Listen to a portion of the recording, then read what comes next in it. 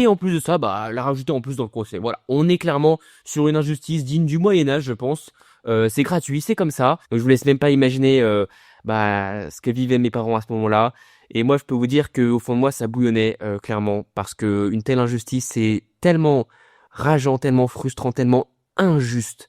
Injuste. En fait, je vous explique clairement ce qui se passait. Mes parents recevaient des petites remarques comme ça gratuites dans le tribunal au KLM où on leur parlait de leur chaîne YouTube. Hein. Je sais plus quoi, genre un truc du genre ah Sophie Fantasy, vous êtes pas aussi souriante que d'habitude ou il y aura plus de paillettes, là je sais pas quoi, des trucs mais gratuits comme ça au KLM, c'est aberrant, c'est incroyable. Moi je reviens pas. Donc c'était pas vraiment un jugement, mais plus un règlement de compte cette semaine-là. Je vous le dis clairement, hein, c'était tout le monde s'y met pour balancer des petites accusations gratuites et faire en sorte qu'ils prennent le plus cher possible en fait. Pendant cette semaine, on a eu la décision du procureur qui demandait 5 ans et 3 ans ferme pour mes parents. Voilà. Ce fut un choc, on avait peur.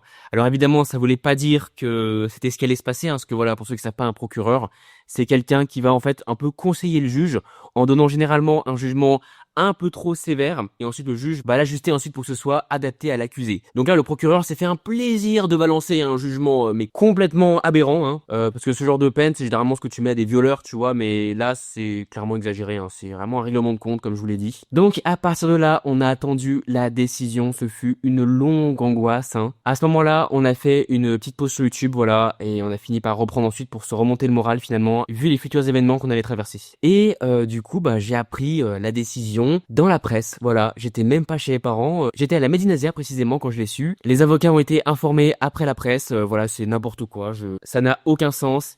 Et mes parents ont donc pris 3 ans ferme, voilà. Donc précisément, j'étais en train de sortir de la Médine-Nazaire, voilà, j'étais en train de prendre mon train.